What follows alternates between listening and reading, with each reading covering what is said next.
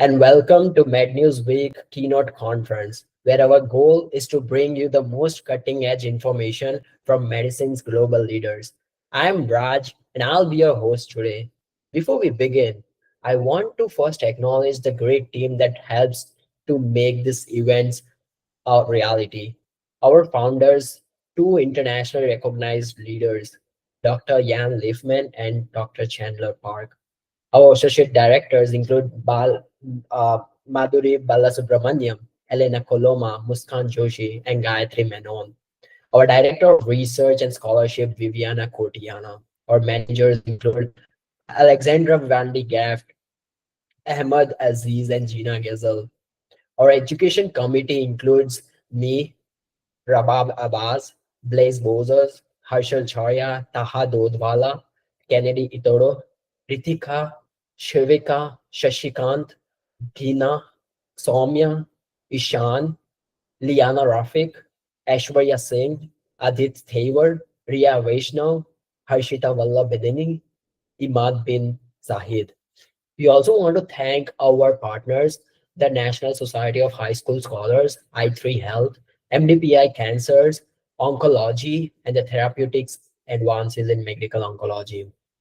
Now, it's my honor to introduce our keynote speaker, Dr. George Cortes. Dr. Cortes received his medical degree from the National Autonomous University of Mexico and spent 27 years at the University of Texas MD Anderson Cancer Center, where he served as a professor of medicine, deputy chair of the Department of Leukemia, and held the Jan and John Justin Distinguished Chair in Leukemia Research. In 2019, he became the director of the Georgia Cancer Center at the Augusta University, where he now holds the prestigious Cecil F. Whittaker Jr. GRA Eminent Scholar Chair in Cancer. A global leader in leukemia research, Dr. Cortes has led the approval of 5 therapies for leukemia, authored over more than 1,300 peer-reviewed papers, and served as a principal investigator on more than 230 studies. His many honors include the John Goldman Prize, the Michael J. Keating Outstanding Achievement Award, and the recognition among the America's top doctors for over a decade. He's consistently ranked among the world's most highly cited scientists. Dr. Cortes currently serves as the chairman of the International CML Foundation, president of the Latin America Leukemia Net, and the editor-in-chief of the Blood Global Hematology, continuing to shape the global direction of hematologic oncology. Please join me in welcoming a visionary clinician, scientist, and a mentor, Dr. George Cortes. The floor is yours, Doc. Well, thank you very much for the kind introduction. It is my pleasure to be here today, and I want to talk today about the ever-changing algorithms in chronic myeloid leukemia.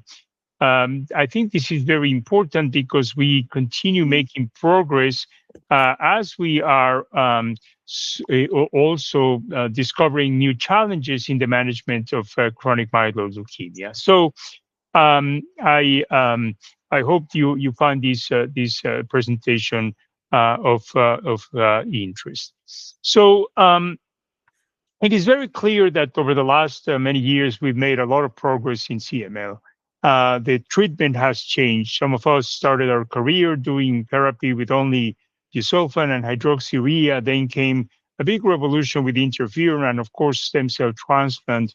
But nowadays, the gold standard is the use of tyrosine kinase inhibitors.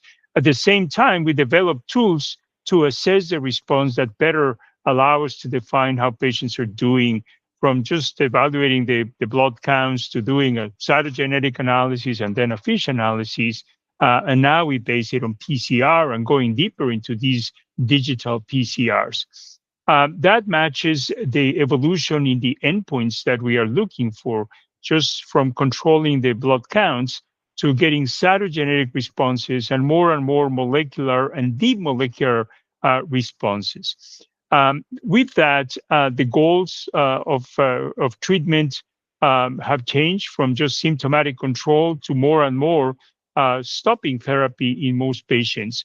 And most importantly, for the patients, they not just want to survive more, but they're aiming for a cure. They want to see that we really can eradicate the disease.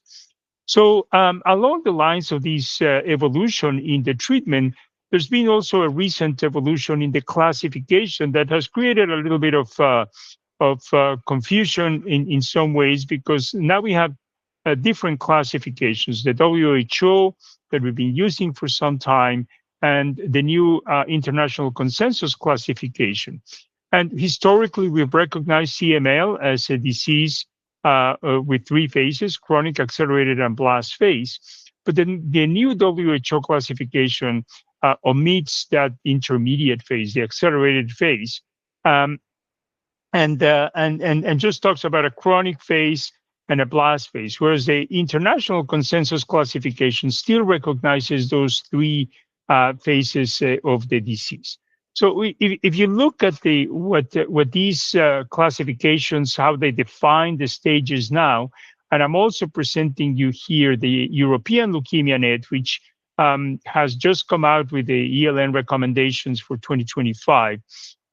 You can see that the international the WHO does not have accelerated phase. However, I'd like to point out that they recognize a stage that's called a high risk chronic phase that really includes all the same features of accelerated phase. So in actual fact, what it's been done is rename these as a chronic phase with high risk indicators.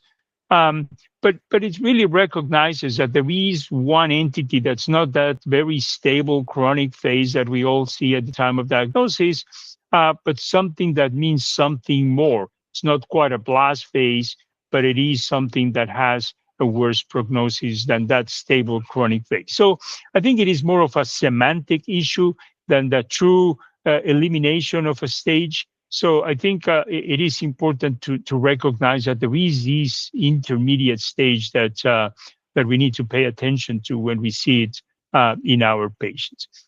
Well, so when we talk about the evolving algorithms in CML, again, going way back in history, we just had the options of busulfan or hydroxyurea. Then we had to decide between using interferon or a stem cell transplant. But now we have to choose between a variety of tyrosine kinase inhibitors, all of them good, but with different properties, which is what we need to deal with now in the clinic when we see a new patient. To that regard, I think it is important for us to think, what are the treatment goals in CML? Because for in many ways, it's why do we continue developing new drugs? Well, if the goal of therapy is just more years of life, just improving survival, then we're done. We've pretty much reached the normal life expectancy for the majority of our patients. But if what we are looking for is better years of life, um, and more in cancer, we hear that patients don't want to just live more; they want to live better. Then we are far from done in the treatment of chronic myeloid leukemia, and we still have to continue finding better ways to improve. And that is why we continue redefining our algorithms of patient care. I'm going to be talking about how this has happened. So one way to see where we stand, where we've been so far, is looking at these studies of imatinib versus second generation TKIs, um, where we've seen the advance that these second generation TKIs created in some ways. To do that, I'll refer to this NSTND study because that has 10 years of follow-up. So it's the longest follow-up we have in any of these frontline studies. And I want to highlight a few things. First is, if you look at the major molecular response, it is very clear that there is a plateau. Once you get to about 5 years, you've reached a plateau, and only about 75 to 80% of patients are going to get to a major molecular response. That's with nilotinib, and only about 60% with imatinib. If we think about the deeper molecular responses, MR 4.5, which we really want to get, the plateau is reached a little bit later, probably year 7 or 8, and then it flattens out. And it does so at about 60% with nilotinib and about 40% with imatinib. So at least a third of our patients are not going to get an MR 4.5. And even more, if you look at the sustained MR 4.5, which is the criteria that we need for treatment discontinuation, not even half of the patients have reached that by 10 years, and only 30% with imatinib. So clearly, there is not only room, but need for improvement so that we can offer that a possibility of cure for our patients. Now, this is nilotinib, but there's been a recent randomized study from Japan comparing dasatinib and nilotinib in a randomized fashion as initial therapy. And as you can see, these curves are completely overlapping, showing that really, for all practical purposes, second generation TKIs in terms of efficacy are really one drug with different properties in terms of safety, but mostly we can expect the same level of efficacy. Now, I'm talking about the levels of response, and it's important to understand what we mean by these and some of the subtleties that are important to consider. We stopped doing cytogenetics many years ago, but with interferon, our goal was to get to this complete cytogenetic response. That is 20 metaphases analyzed, none of them had the Philadelphia chromosome. In PCR terms, in the international scale, that is grossly equivalent to a 1% or less. Keep in mind that this is a response that gives you nearly normal life expectancy. From here on, what we are looking is a better event-free survival, opportunities for treatment discontinuation, but you already get a best survival with this level of response. That is why we already have a good near normal life expectancy with imatinib, because the cytogenetic response is very high. The molecular responses are not as high. So then we go to the major molecular response, which is 1 log better, the MR4, which is 2 logs better, and then the MR 4.5, which is 0.0032. Remember, this has to be on the international scale. And then a 5 log reduction, which is 0.001. But one important thing to consider is that this real-time PCR is a ratio of the abnormal gene to the normal gene. So how sensitive your test is in the specific sample that you're analyzing for that patient that day, it has to do with the number of transcripts of the control gene that you have in that sample. So to be able to talk to about a 4.5 log reduction, MR 4.5, you need at least 32,000 copies of the control gene. For an MR5, you need 100,000 copies of that gene. And there are two problems with this. Number one is that many times you don't get in the report how many copies of the control gene you have in that sample. And number two, it's very hard to get to 100,000 copies of the control gene. You probably need a much larger sample than we use in the clinic. So this is important to remember, because when we are talking about, for example, an undetectable or a complete molecular response, we should know these values to see what exactly that means. And again, that's not something that we always have in the clinic. Well, I was mentioning that we have different treatment options, and all the TKIs are good. But what we know is that for imatinib and second generation TKIs and all these pivotal studies, if you can see here by 5 years, about 40% of patients have already stopped therapy, or have changed therapy because of intolerance, because of efficacy. And it's very constant, no matter whether it's imatinib, second generation, which one of the second generations, 40% of patients have stopped therapy. And by 10 years, it's 50%.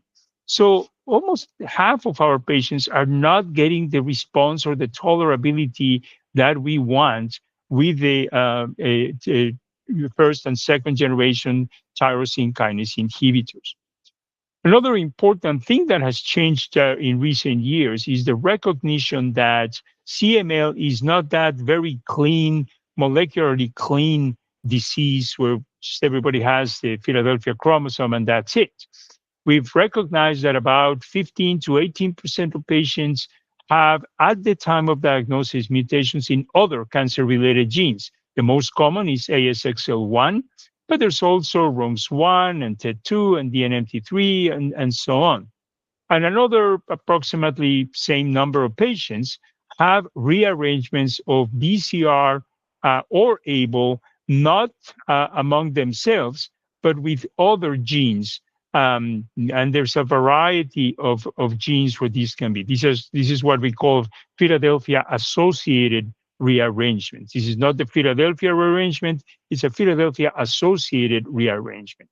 What is important is that patients that have these molecular abnormalities at the time of diagnosis, in addition to the Philadelphia chromosome, they have a worse prognosis. They have a worse failure-free survival. They have a higher probability of developing mutations. They have a lower probability of achieving MMR and deep molecular responses. So clearly, they do worse. And that molecular complexity has clinical implications. And this data was initially generated with imatinib, but we've also learned that at least for patients that have ASXL1 mutations at the time of diagnosis, um, there is a worse failure-free survival. And that is the same whether they are treated with imatinib as initial therapy or with second generation as initial therapy. So that is something that we need to recognize, and evidently there's something that we need to do to improve the outcome for these patients that have these additional mutations. Now, ASXL1 is probably present in about 10% of the patients overall. So it's not an insignificant number of patients that have this problem that we still trying to figure out what to do. So going back to the algorithm, initially that some 2 or 3 years ago, this was our algorithm. When we saw a new patient, we had to decide: am I going to give them imatinib or am I going to give them a second generation TKI? Why would I give them imatinib? Well, it's a drug that we've known the longest. We had the longest follow up on the studies. We have the fewest, by far, the drug that's safest from the cardiovascular point of view. And we already have a normal life expectancy. And then we have more options for salvage, and the cost is the least expensive of all these drugs. What about why would I then prefer a second generation TKI? Well, we get more responses, faster responses, deeper responses, more of those molecular responses, and particularly the deep molecular responses sustained that we need for treatment discontinuation. So that is an important reason why we want to use these drugs. Now, more recently, we have the emergence of asciminib, a tyrosine kinase inhibitor with a completely different mechanism of action. This is a myristoyl pocket inhibitor. So it binds in this myristoyl pocket that is unique to ABL. No other kinase has it, in contrast to the other tyrosine kinase inhibitors, which bind to the ATP binding site, and that's how they block the kinase activity. So asciminib was initially approved in the context of multiple prior therapies with resistance or intolerance. But more recently, it's become available as frontline therapy, and that is based on this study called the Ask for First, where it was compared to imatinib or any of the second generation TKIs with the primary endpoint looking at the rate of major molecular response at 48 weeks. And it showed that it was significantly better, both when compared to all TKIs and also when compared to imatinib alone. And that's true for major molecular response, which again was the primary endpoint, but it extends to early molecular responses and deep molecular responses and so on. So that makes the algorithm a little bit more complex. Now we have three options: imatinib, second generation, or asciminib. So why would you then select asciminib? Well, again, it has even a higher rate of responses, even faster responses, and even deeper responses with better safety and tolerability, which I'm going to be describing a little later in my presentation. So when you look at the results from the point of view of the efficacy, you can see that the second generation TKIs were an improvement over imatinib, which I emphasize is a good drug. But here we started seeing more of the early molecular responses, more of the major molecular response at 12 months, and so on. And then when you look at the asciminib, you see an even higher probability of major molecular responses, deep molecular responses. So another step ahead in the probability of response. Now you can say, well, these are early data for asciminib. What does these early responses mean? We have known for many years that for patients, and these data come from patients treated with imatinib, but it's been replicated with second generation TKIs. Patients that get a major molecular response by 3 months, or by 6 months, or by 12 months, or at any time point, those patients who get as early as 3 months a major molecular response have a much better probability of achieving an MR 4.5 later on than patients that did not get that early molecular response at 3 months. So it is clear that having more patients with an early response is important, as it is predictive of what's going to happen later on. And more so when we talk about these stable or sustained deep molecular responses, which again is what we need as a criterion for treatment discontinuation. Um, Now, part of solving the question as to how to decide which drug I'm going to use, whether imatinib second generation or asciminib, the NCCN suggests that we can base it on the risk classification according to SOCA. And they propose that patients that have a low risk score, you can start with imatinib, or if not, then a second generation or asciminib. Whereas patients with an intermediate or high risk score, that's where you prefer second generation or asciminib over imatinib. Well, I don't necessarily subscribe to that recommendation, because although it is true that patients with high risk scores have the worst prognosis when you treat them with imatinib, and there is a greater need for improvement, and certainly all the second generation drugs and even more asciminib improve those responses. Well, the same applies to patients with low risk scores. Yes, the responses are higher with imatinib, but also with the newer drugs. So whether you're comparing to a second generation TKI or where you're comparing asciminib to any of the other drugs, even patients with low risk score benefit from the newer options. So I don't think that that is what determines the use of these drugs. So I'll expand on that later as I present you with my algorithm. Another important differentiator of these drugs is the use and this applies mostly when you're looking about subsequent lines of therapy, is the sensitivity of some, or the lack of response or lack of efficacy when there are certain mutations present. And in that regard, for example, the European Leukemia Net tells you, for certain mutations, which drugs to use. The NCCN presents it the other ways, which drugs are contraindicated for certain mutations. But keep in mind that, there's only a few of these mutations that are really informative in this regard. Uh, I I also want to emphasize that we've been probably not addressing this issue of the mutations the right way. One issue is the dose. And I'm going to give you two examples here. Asciminib, the standard dose is 80 milligrams a day. But for T359, it's 200 milligrams twice a day. So 5 times the dose for this one mutation. But when you look at other mutations and the concentrations that are required to inhibit, you see that there are many other mutations that need the higher concentrations even than T359. So we could question whether the standard dose for mutations such as the 355 or the 359 should not be also similar to what we use with patients with T359. Another example is ponatinib. Ponatinib, the standard dose is 45 milligrams with a dose reduction to 15 milligrams when a patient has a response. We have learned that 45 milligrams as a starting dose is better for all patients, but it's particularly significant, the difference when you have a patient with T359.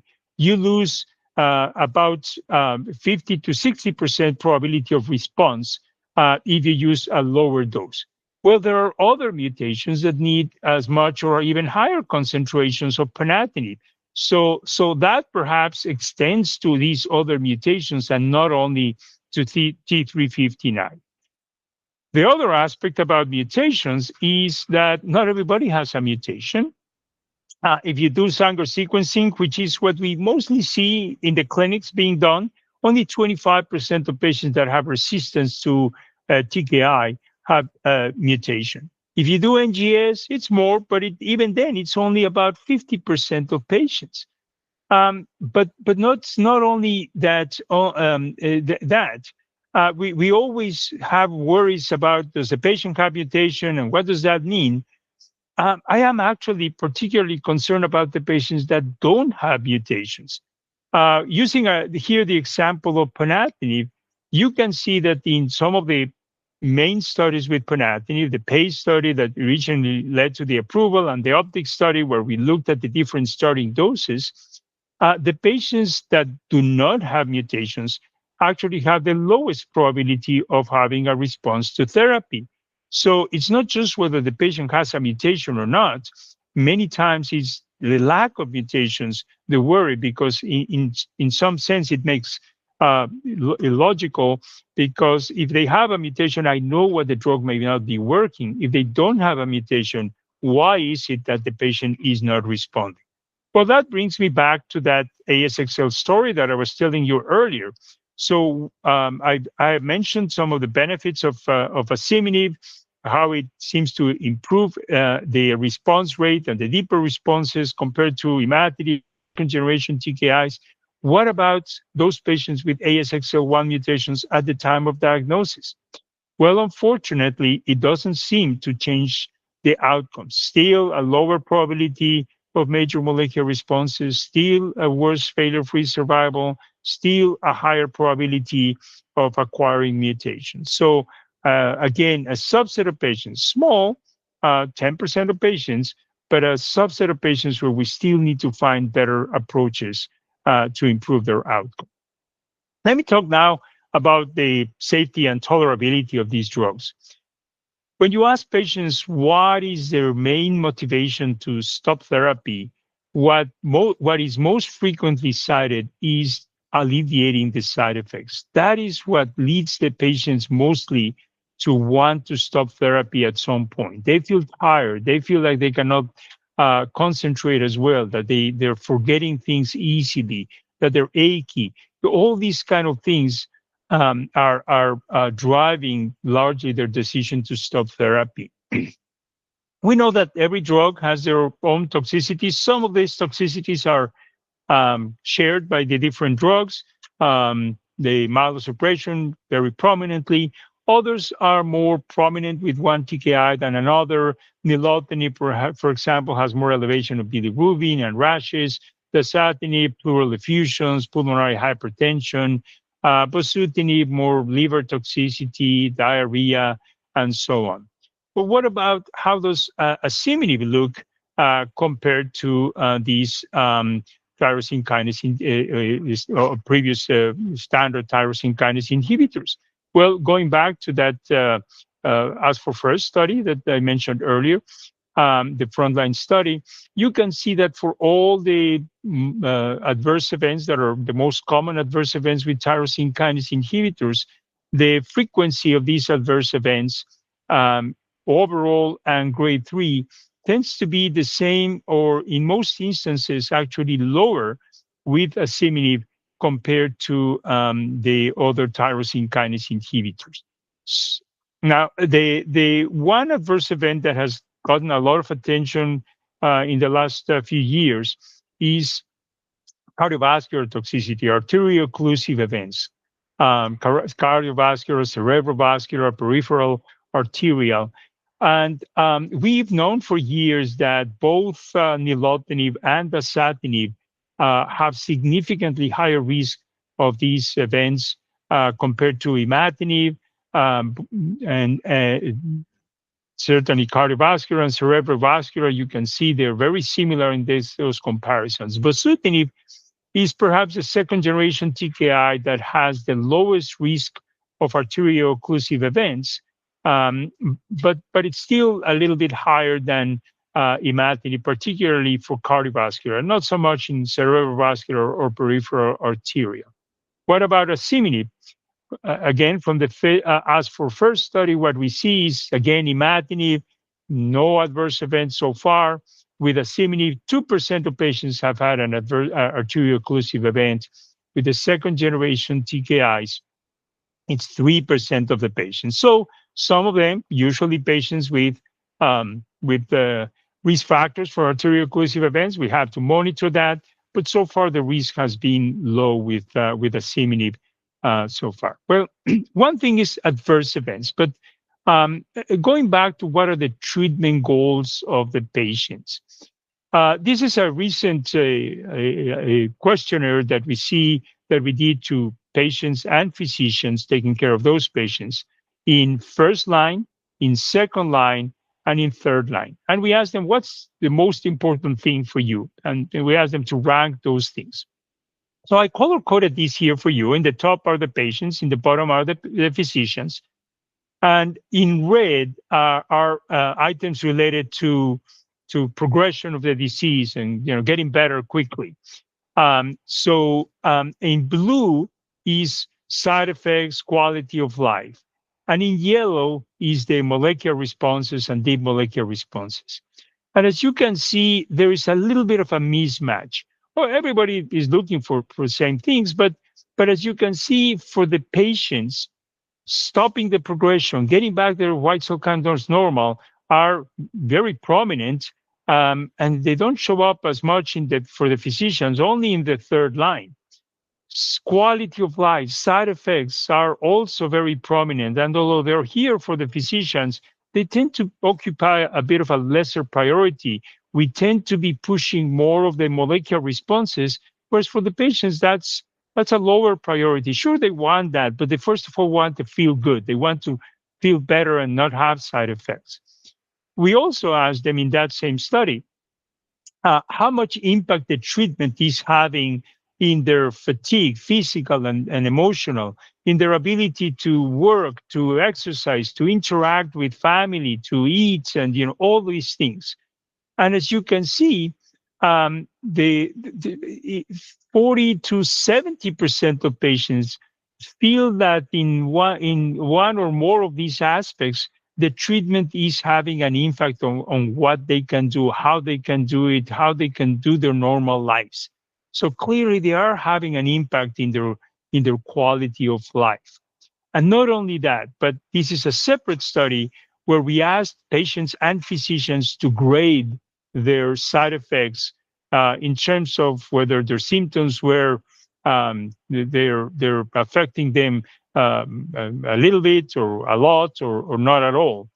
And what this graphic is showing is when there is a mismatch, a disagreement between how the patient scored their side effects and how the physician scored their side effects. And as you can see, there tends to be a trend for the patients to feel like their toxicity is a higher grade than the physician thinks. In a few instances, the physician thinks it's greater, but particularly the things that are more subjective, the fatigue, the muscle cramps, the patients grade them much higher. And the physicians tend to feel like the health status of the patient is much better than the patients feel themselves. So we need to understand these factors from our patients, and it is important to measure their quality of life and how that improves or not during the course of therapy. We have been doing this with the Ask for First study as well, and what we've learned is this is the improvement, the percentage of patients that show improvement in different elements of functional scales and symptom scales. And of course, many patients show that there's been an improvement. Some don't improve because they probably didn't have it.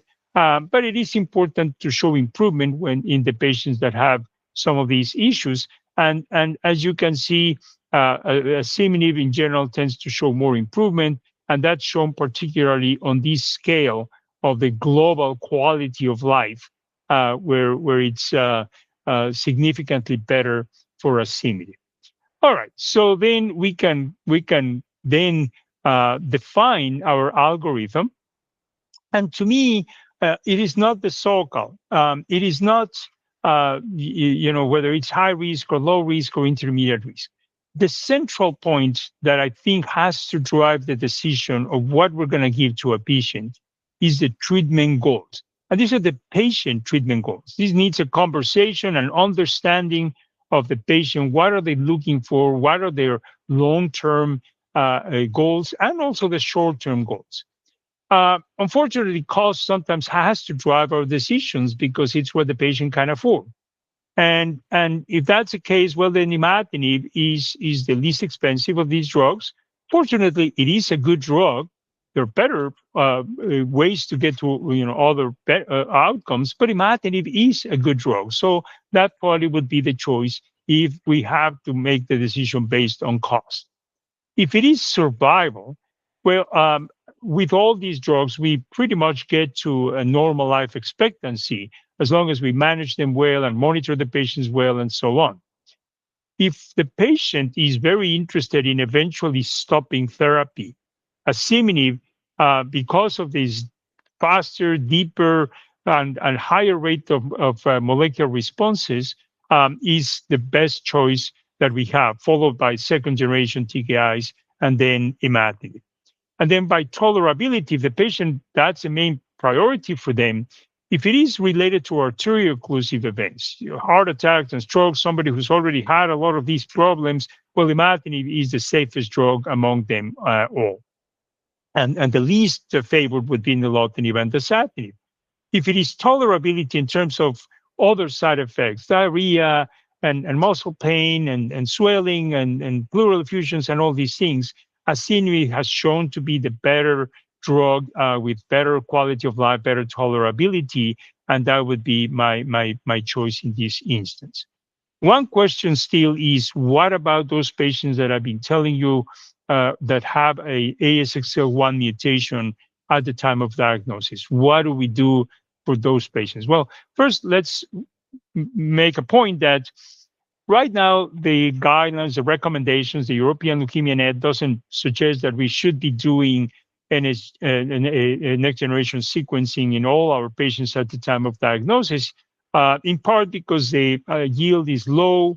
Still only 10% of patients that have ASXL1. It really wouldn't change my primary treatment, standard treatments. I would still base it on these other factors that I show you here. But one interesting observation is that in a study that investigated nilotinib in combination with asciminib as frontline therapy for CML, that's investigational. But the interesting fact of that study was that those patients that were treated with the combination had a similar or actually probably is trending better probability of response compared to patients that had no other mutations or mutations in other genes. So this is one study, early analysis, but it may be suggesting that for those patients with ASXL1 mutations, a combination of asciminib and a traditional TKI may be particularly beneficial. Now, what about the sequencing? One of the questions is, okay, we have better drugs now, but if I use, for example, asciminib as my first choice of therapy, what if my patient has resistance? What am I left with now? One of the things that we've learned is that in the patients who have resistance to asciminib, almost all of them have mutations in the myristoyl pocket. What is important about that is that these mutations are sensitive to any of the traditional TKIs, which is what we've been doing with these patients in these as for first study, and you would expect that most of these patients will respond. With the other TKIs, we see a mix. Some patients have mutations, some patients don't have mutations, which I told you are the ones that worry me the least.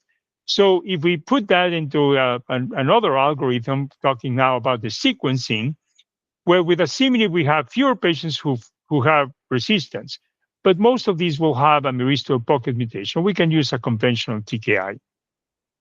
For the patients who start with conventional TKI, we have many more patients who develop resistance.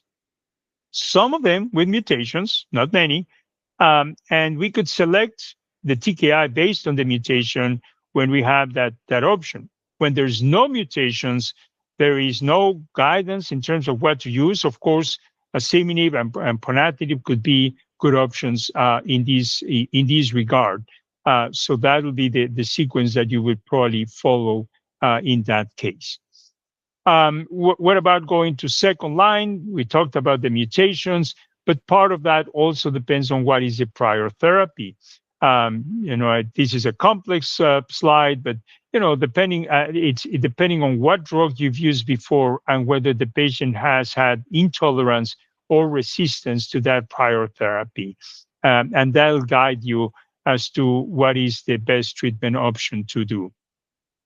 Let me finalize with a word about the dosing that we use with patients. That's something that I think also should be changing in our algorithm of how we treat patients, not just with what, but how we treat patients.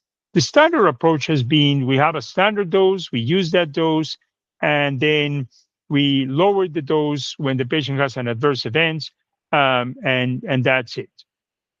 To me, the dosing of a patient should be a much more dynamic approach. There are instances when ramping up the dose slowly makes a sense. We've learned that with bosutinib, it minimizes the development of diarrhea, for example.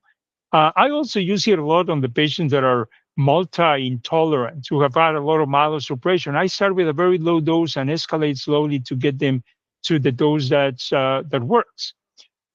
In other instances, we probably should be using a dose that's lower than the standard. With the dasatinib frontline, we've learned that 50 milligrams has been very useful as a higher dose and less toxic, fewer pleural effusions. I also use it in the patients that have had intolerance and they're in second and third line therapy. Then there are instances where we probably should be considering higher doses that are higher than the standard. For example, I mentioned some of the mutations with asciminib and ponatinib that probably we should be considering higher or at least the highest doses that are standard. And then certainly some patients are going to stop therapy. There's been some studies suggesting that tapering prior to stopping may minimize the risk of developing withdrawal syndrome and things like that. There are also the study of OPTIC where we lowered the dose after the patients had a response, and that minimized the toxicity. So maybe we should be considering that in other instances, and if not, keep the patients at the lowest possible effective dose. We don't need to be pushing the doses at all times when the patient has a stable response. And that brings me then to the fact that we need to differentiate between the treatment of our patients and the management of our patients. In the treatment, we see what's the TKI I'm going to use, do the PCR, and just follow my patient. Management is a lot more complex than that. Yes, it's what TKI I'm going to do and doing the PCR. Um, but we need to consider the comorbidities of our patients, the goals that the patient has, and how they're moving towards those goals, or even if the goals have changed over time. A patient that didn't want to stop therapy may later on decide that now they do want to stop therapy. A continuous assessment and management of the adverse events, and a real focus on the quality of life. We need to remember that our patients are individuals that are more than just a PCR and a TKI. They have goals. They have families, activities, works. They have comorbidities. They need to understand their disease. They need to be part of what we're doing with them. So to finalize in terms of our algorithms, where we need to decide what are we going to do with our patients, I'll conclude with this phrase by our famous Yogi Berra, which said, "When you come to the fork in the road, take it." So that's what we need to do. And I'll stop here. I thank you for your attention. I'm happy to take any questions.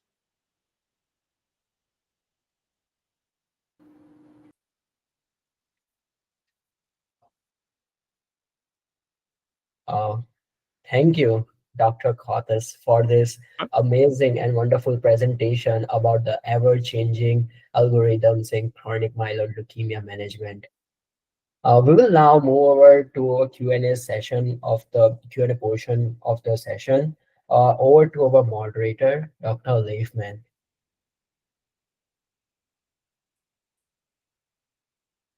So I want to say, first of all, thank you so much for that amazing presentation. We are truly honored for the opportunity to hear from you.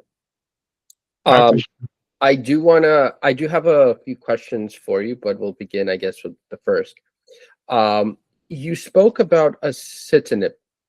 How do you weigh early deep molecular responses versus the faster kinetics that are typically seen with the second generation TKIs in order to achieve MR4 or MR 4.5?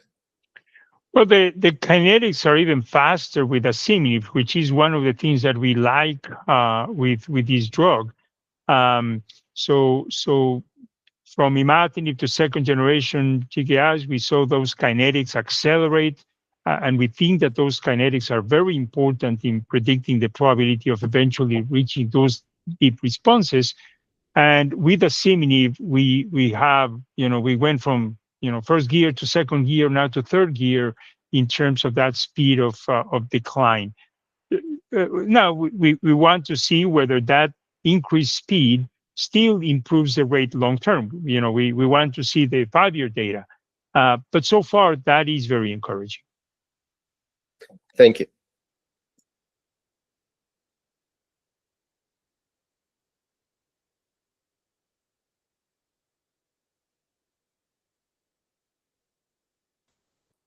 Back to you guys. Who's next?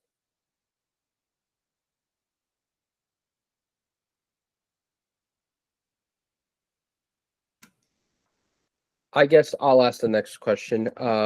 So in terms of what emerging data do you see coming forth to that where you would include axitinib ahead of second generation TKIs for treatment-free remission goals? And in general, what other future TKIs do you see coming down the pipeline? For asciminib, one interesting question is, there's going to be a lot of patients who are going to be treated with imatinib. It's a good drug, and we talked about costs and all these things. So there's no question that there's going to be a lot of patients who are treated with imatinib, but some of them are not going to get those deep molecular responses. Can you then switch them? They're doing okay, just not deep enough. Can you give them then asciminib to push those patients to the deep molecular responses? Would that still be beneficial? And that's a study that's been ongoing. Actually, it's going to be presented shortly at ASH. And it'll be an interesting question to address. For those, one is okay, if I can start a CML and that's my choice, perfect, that's great. But if I have this patient on imatinib, can I still push them because I'm not getting the response that I want, and the patient is hoping to stop therapy? So I think that that's an interesting study. Other interesting study that and those are just starting is this combination. Because these drugs, the traditional TKIs and asciminib work in different places, that combination has shown in vitro very nice synergy. And I just showed a quick glance of what could it be for patients with ASXL1 mutations. I think we need to define better what is the role of these mutations, of these combinations in what patients. Obviously, we're not going to be treating everybody with a combination. But there is that intriguing possibility that may have a role in certain instances.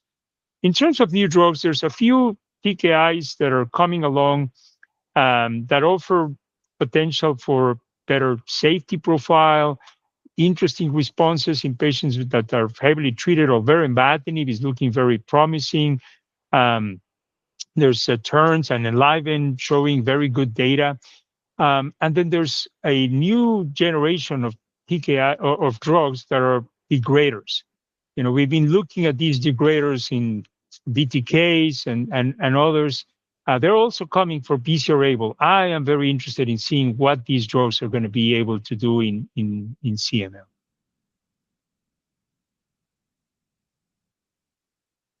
Thank you. Thank you.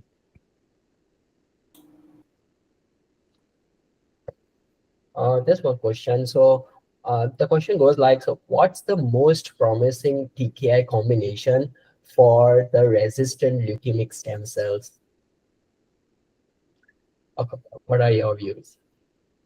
Well, for the resistant stem cells, we've learned that they are not as sensitive to TKIs alone. There's been a lot of data, preclinical, that show that they are very dependent on STATs, and that by blocking JAK STATs, you could, together with a TKI, you could improve the killing of the stem cells. There was a randomized study that was developed by Kendra Sweets from Moffitt through the CML network that looked at these patients, kind of the same concept that I talked earlier, patients taking a traditional TKI, having a good response, but not at a deep molecular response. And they were randomized to add ruxolitinib or just continue on the therapy. And there was a suggestion that the study was clearly positive. Many more patients got to the deep molecular responses and so on. So it could be that a combination of a TKI plus something that works differently, like a JAK2 inhibitor. And we're also interested in other drugs that may enhance the immune modulation. I think that those are the ones that are going to get us deeper into those leukemic stem cells. So I would like to see that ruxolitinib study, well, first the follow-up and then a larger study to confirm that. Thank you very much. That was a very insightful answer regarding the resistant stem cell therapies. There's another question. How soon after the asciminib initiation do you recommend the molecular response monitoring to detect the early resistance emergence?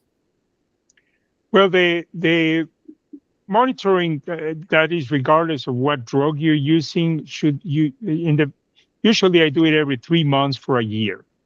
Once the patient gets to a major molecular response, then I go to every 6 months and just keep it every 6 months. If the patient is clearly not responding, not meeting the goals or loses the response, then I check for mutations.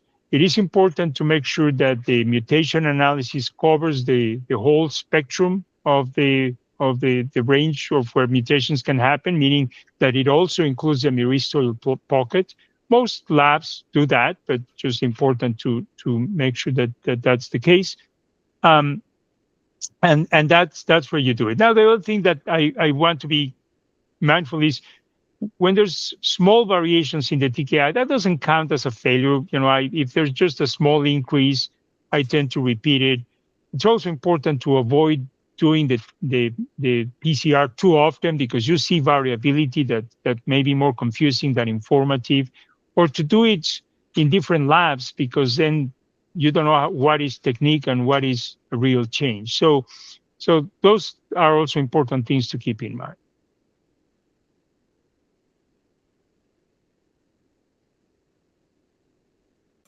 Thank you so much. A question I wanted to ask is kind of being more forward thinking. So, we are in the digital era, the era of AI. How do you envision digital or AI driven platforms supporting real world adherence monitoring and early detection of molecular relapse moving into the future? Well, I think that there's a couple of things. One is related to specifically what you mentioned, and the other one is not exactly what you asked, but I also see a role, which is how can I select what's the best drug for my patient? I have patient X, Y here. Um, what's the best drug for that patient? Because if I know imatinib is going to be enough, why do I want to use anything else? Many years ago, about 10 years ago, 12 years ago, we did a first attempt at using an AI and put every variable we had about the patient and the disease, including socioeconomic factors and everything we had, and we put it in a model. We put it there to develop a model that would try to predict what the outcome would be with each TKI. And even though this was a very primitive model, it was predictive. The survival was better for the patients who got the TKI that the model predicted than the patients who were treated with a drug that was different than what the model would have predicted. This was a retrospective look, and so but I think it can give us a glimpse of what kind of things we could be doing with AI for that purpose. Now, in terms of monitoring and predicting resistance and all of that, I also think that it can help us because if we know all the molecular characteristics of my patient at the beginning, I know what I need to be monitoring and how often. Do I need to be monitoring everybody every 3 months?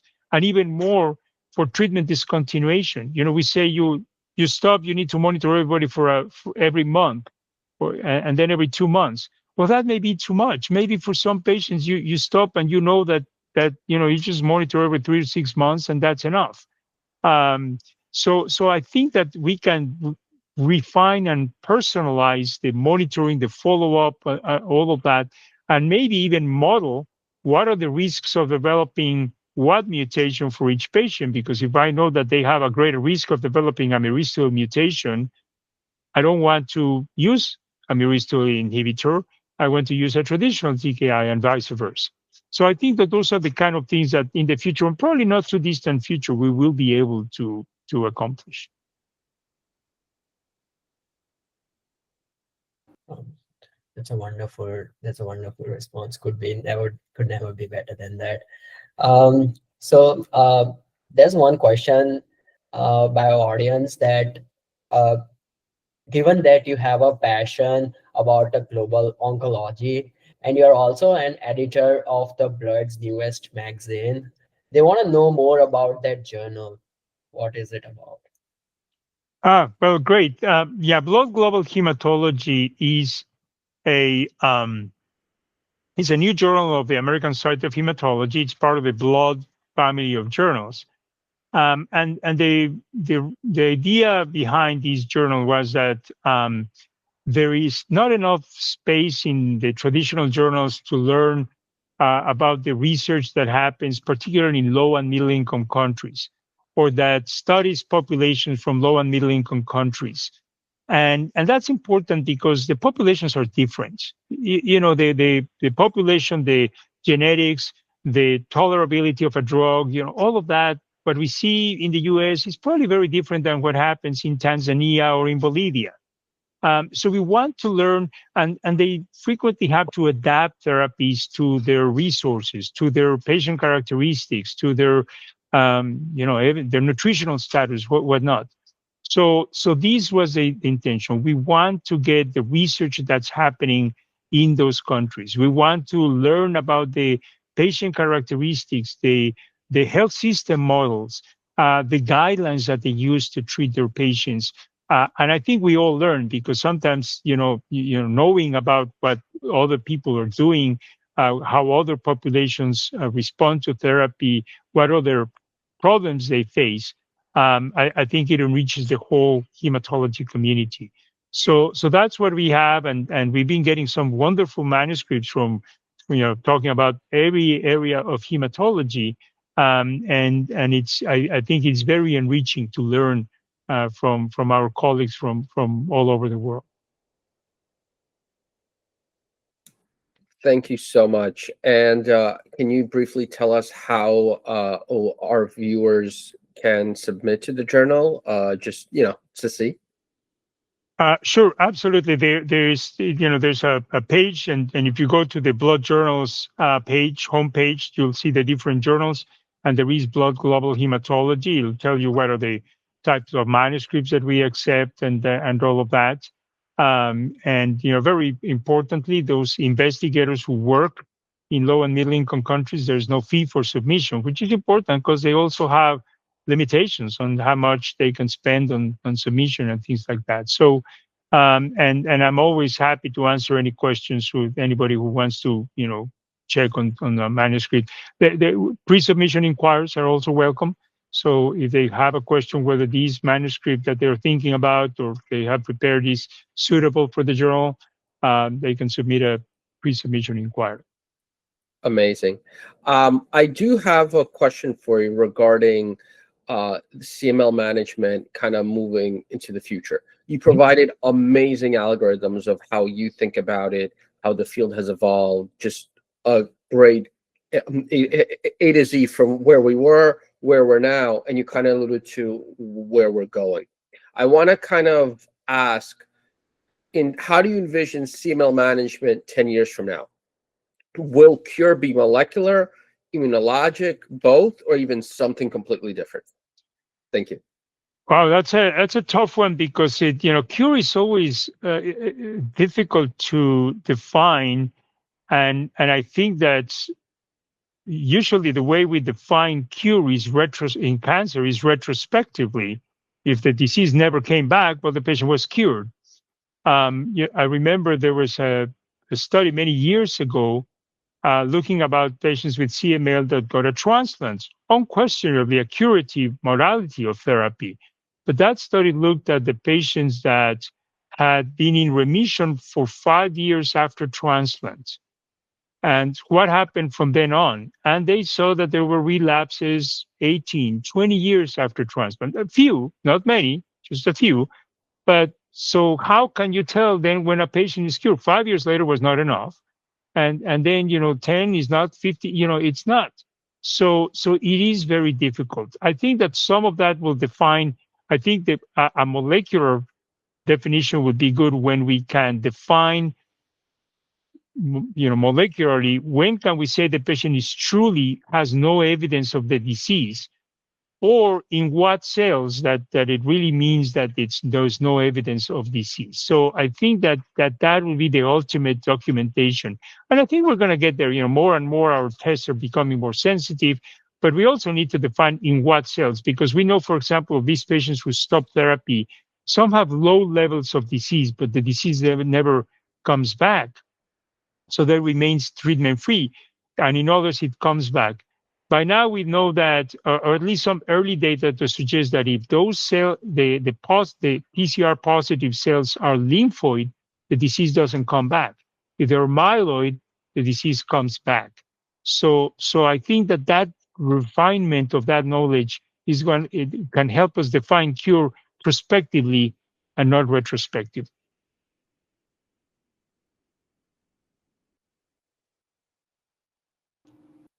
Thank you very much, Dr. Cortes, for this amazing answer. It's always gonna be emerging treatments in the field Mhm. of oncology. can never be tired of them. For our last question, this is a personal question, kind of, for our junior attendees who are just getting into research and medicine. What inspired you to pursue your field of choice, and how has this choice impacted your life? Has it been everything that you had initially anticipated? Um, I'll start with the second part of the question. No, it was not what I was anticipating. It's completely different than what I had planned initially. I came to hematology and to the U.S. to do my specialty in hematology because I wanted to do coagulation and thrombosis. I was going to be doing heparin and warfarin. Back in those days, that's what we had. The algorithms have also changed there. Um, and then I found a remarkable mentor as I was doing my rotations in the fellowship, Dr. Susan O'Brien, and that inspired me. I realized, that's what I wanted for my career. The research, the excellent care, the teaching, all of that. So in terms of advice, it's number one, keep your options open, because sometimes you think you want something, and an opportunity comes that really is meant for you. Well, take it. And also, seek your mentors when you see somebody who's really interested in you. And it's, a mentor is not somebody who's just doing the teaching, the mandatory teaching, because you're in the rotation and that's it. But somebody who's really interested in your career, in what you want, what do you want for your career? How can I help you? How to help you with that? And I think that that's critical, to find good mentors. I mean, they have meant so much for me, and it's always true. I mean, I still sometimes ask advice to my mentors from fellowship in some important decisions, because they've been so good to me, and that's the kind of and they're always around you. There's always a lot of good people who, when you see the interest, the motivation, the desire, the passion, they'll help you. It's been such a great honor getting to know more about the ever-changing algorithms in chronic microbial leukemia management so far. A big thank you to our speaker, Dr. Cortes, for an amazing session.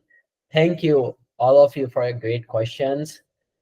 Please continue to follow Bad News Week on all our platforms to follow up on more upcoming keynotes. Thank you. Thank you. Thank you so much for coming. My pleasure. Thank you. Thank you for the invitation. I enjoyed it. Appreciate it. It's been a pleasure. Hope our paths cross again in the near future. Absolutely. Looking forward to that.